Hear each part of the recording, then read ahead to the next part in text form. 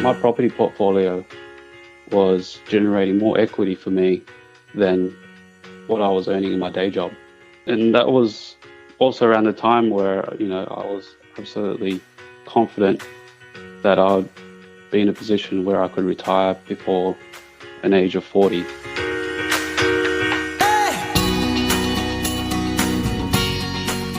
This is Property Invest Story, where we talk to successful property investors, find out more about their stories, mindset, and strategy.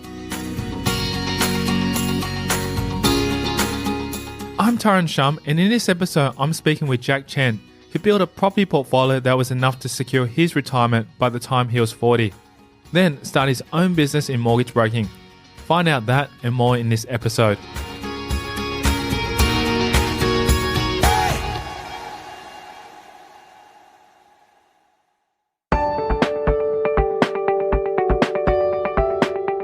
Also, before we delve into this episode, go over to propertyinveststory.com and subscribe to receive your free property investor case studies, where you'll learn how to generate passive income from your properties. Go there now to sign up for free.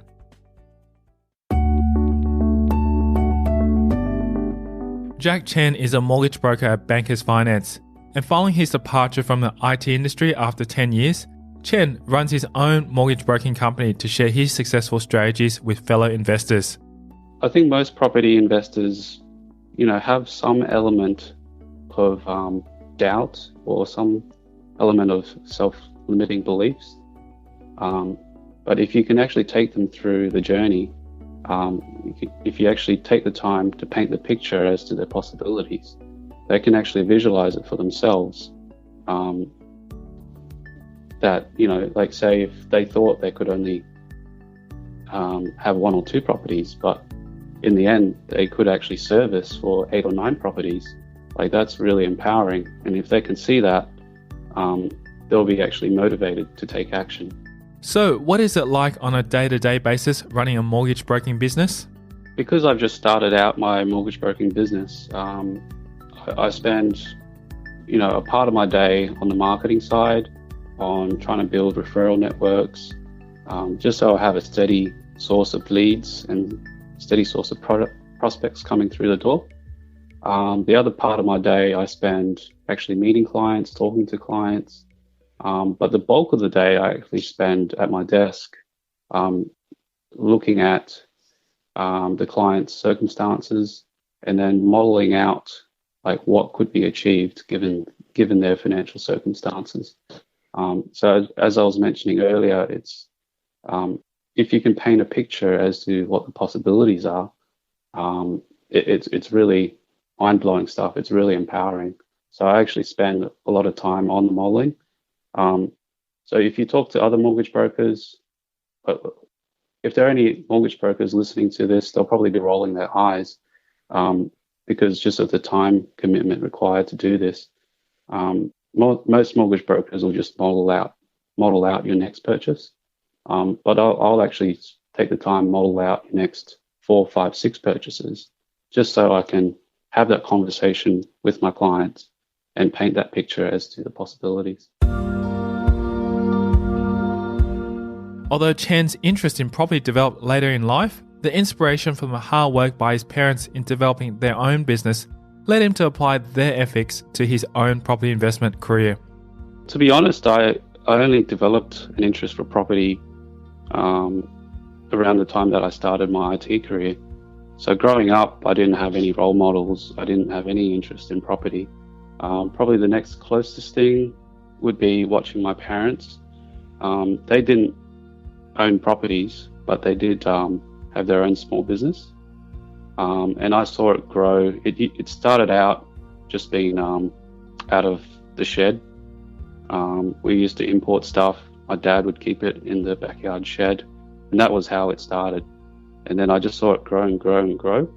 And eventually he sold out of that business. He retired in his 50s, and now he spends, half the year traveling the world. So he's living the life now. So that really inspired me, because I knew how obsessed he was with building that business. And that's kind of the attitude that I've started to take on for my property investing. Mainly, it was Chen's early interest in computers and intensive start of his career in the IT industry that led to his later movement into property investing. So I grew up in the Hills District of Sydney. For high school, I went to Cherrybrook Tech, and then for uni, I went to UTS. I've always been passionate with computers, so it was only natural that I did a degree in IT. And then my first grad job was at an IT consultancy. So I think like when I first started out, I was only making like 45K or something like that in my first grad job. And I was doing ridiculous hours. I was doing maybe 60, 70, 80-hour weeks at that time. And then I just thought to myself, I can't sustain this. There must be a better way. And that's kind of what led me to property. Before his movement into property, Chen gained industry experience and developed the analytical and problem-solving skills that would help his future investing career. Started my first job in 2006. I've been in the IT industry for the last 10, 11 years. So I first joined that IT consultancy. I was there for about 4.5 years. I was doing ridiculous hours. I needed a way out. So eventually I left that and I joined the industry. So with that, I got a bit of a pay bump and a bit more regular hours. I was maybe doing 40, 50-hour weeks instead of, 70, 80-hour weeks. So that was a good transition, and I don't regret it for a second. But like I was still stuck in the rat race, and I knew that I wanted something more for myself. For the most part of my career, I was doing business analysis. So it's really the intersection of business and technology. So it's talking to the techies, talking to the business, figuring out solutions, and then actually implementing solutions. So actually, for the most part, I actually enjoyed my work. I was, reasonably fulfilled. What I didn't like was really the idea of work and being forced to, sit behind a desk in the office 9 to 5 and being told what to do. So I didn't really mind work. It was really just the idea and the restraints around having to work for someone else. While the change of pace allowed Chen more creative freedom, the restrictions and lack of control in his career became the catalyst for his exit from the corporate world. More recently, I started to get into software product management. So actually creating software products. And again, like that was another avenue where I could, let my creativity run a little bit wild. So yeah, again, I quite enjoyed that. But then coming back to the idea of work and working for a paycheck. So my company that I worked for got bought out by a international firm. And during that whole process, that whole buyout process, like my hands were stuck. I couldn't make any decisions. All my authority and my decision-making power was just stripped. So I was just going to work, but spinning my wheels. I couldn't do anything. And there was a real possibility that they may, I might get retrenched or whatever else. So I really, really disliked that, and the fact that that was thrust upon me and I had no control over that. That was the trigger point really for me to leave my corporate career and start my own mortgage broking business. Oh, that was very recent. So I started that job about 1.5 years ago. And then that whole buyout process, that was about 6 months ago.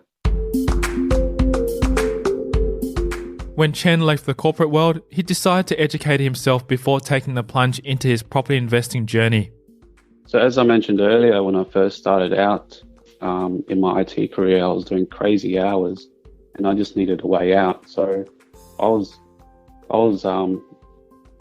trying everything. I had a couple of e-commerce businesses going. I went to see a financial planner, got some advice around shares, and then I started educating myself on property. So I picked up a few different books on property and then educated myself. And And then after reading those books, I was convinced. I was like, wow, this is really powerful. I can actually see how property might create wealth for me in the future. So I decided there and then I would start saving for a deposit. I mean, I was a natural saver anyway, so it wasn't too crazy. Um, but I finally decided what I was going to direct my savings activities towards. Because I was still living at home. I was saving, pretty much my whole paycheck. So then I decided I would keep accumulating and then use that for a deposit for investment property. Despite the doubts of his friends and family and its initial condition, Chen's first property would be the first of his extensive portfolio.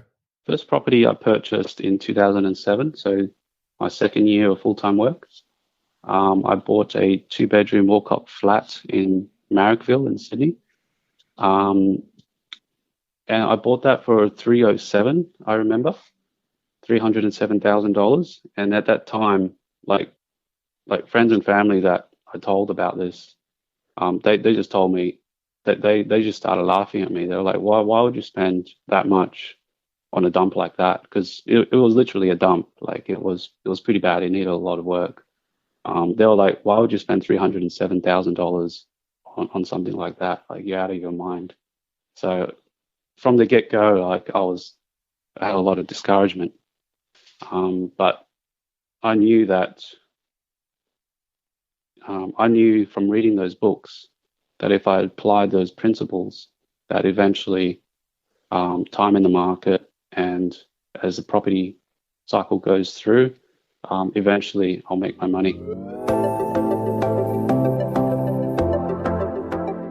Coming up after the break, we'll delve into Chen's journey in overcoming his investing fears and his entrance into mortgage broking. Yeah, I think it was mostly driven by fear. The fear of, if rates keep climbing up and I can't afford to hold it. How he made his investments work for him.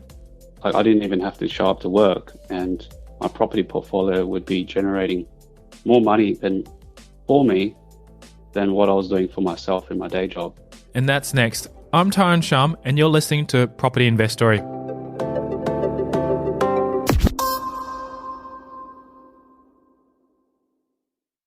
Hey podcast listeners, are you enjoying listening to these stories and want more? Then head over to propertyinvestory.com and subscribe to receive your free property case studies that I only send exclusively via email. Just one of the many benefits of being part of this community. These real case studies are from experienced property investors where they share specific numbers of their portfolio, the strategies, and much more. Simply visit propertyinvestory.com to get your free case studies. Now back to the show.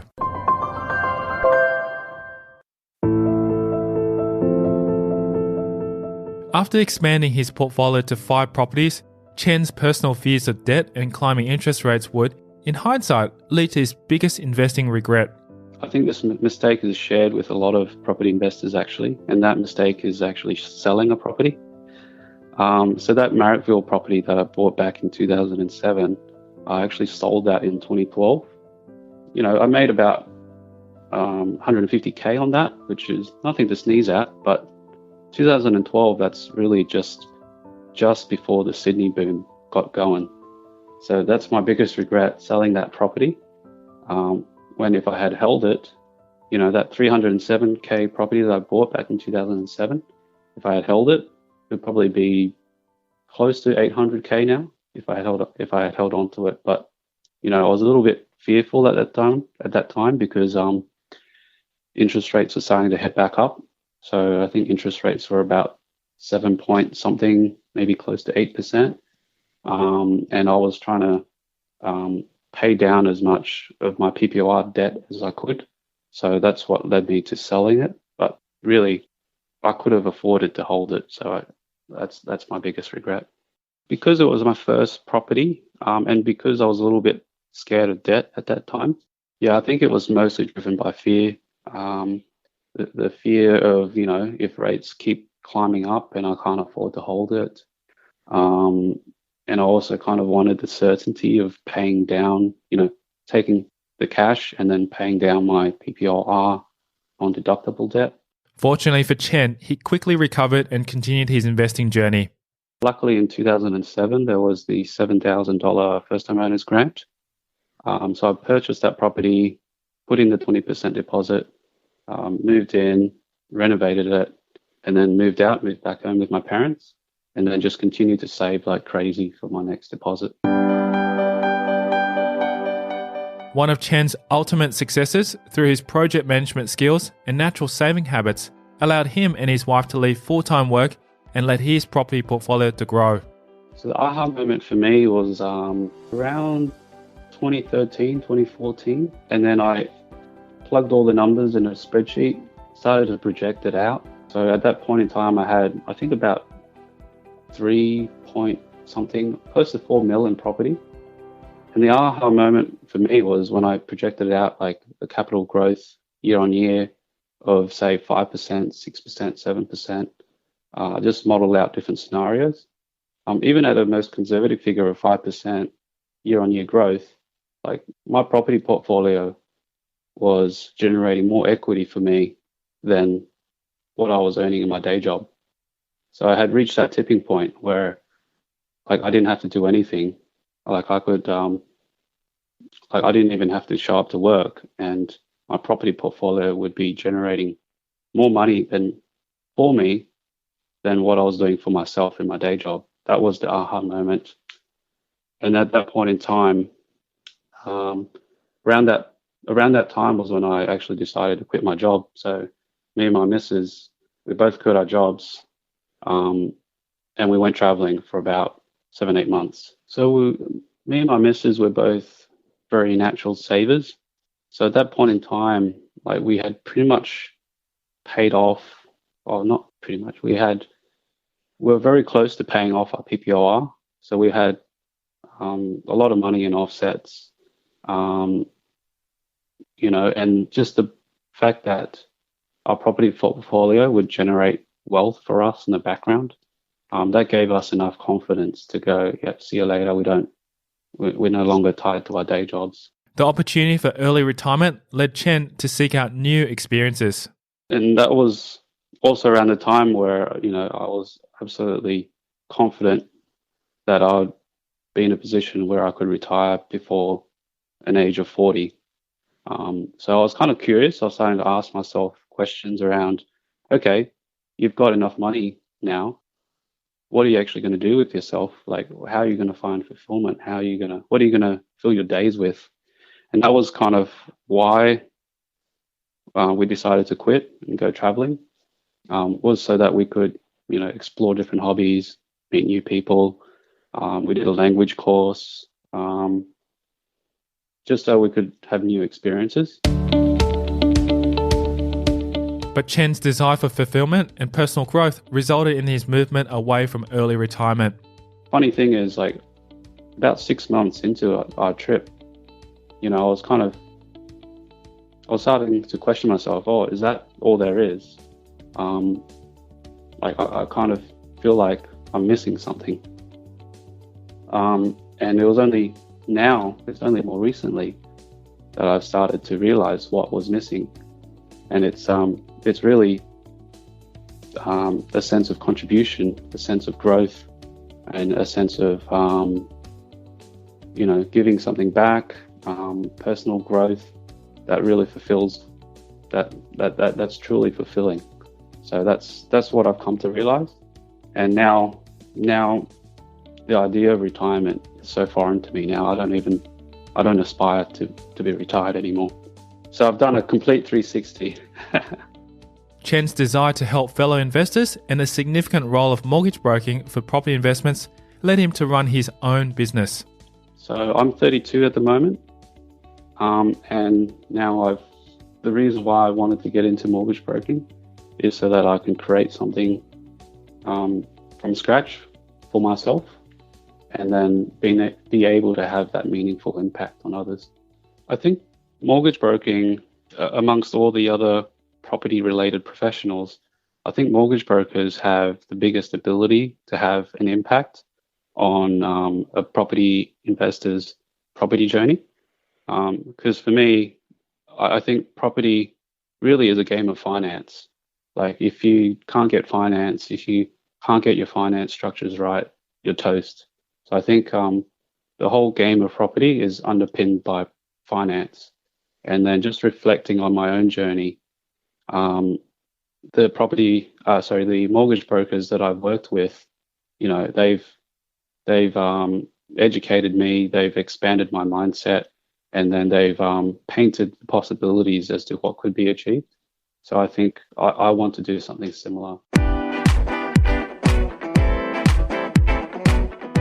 So, inspired by this story and what Jack Chen is excited about today, we'll keep the conversation going in a future episode on Property Investory Podcast, where we'll talk about how to apply the strategy of using spare equity. I'll just pull out that equity, even if I didn't know what I wanted to do with it, even if I didn't have a purchase lined up. As soon as there was equity, just pull it out and just have it sitting there. You're not incurring interest anyway. The importance of seeking help and connecting with other investors. So it's a combination of having a mentor and connecting with like-minded individuals that I've taken my property investing to a whole nother level. And that's next on a future episode of Property Investory Podcast. Also, if you haven't subscribed to receive your free property case studies that I only send out exclusively via email, you can text me your email address to 04 99 88 10 40 to subscribe. These real case studies are from experienced property investors where they share specific numbers of their portfolio, the strategies, and much more. Simply text me your email address to 04 99 88 10 40 to get your free case studies. Thanks for listening.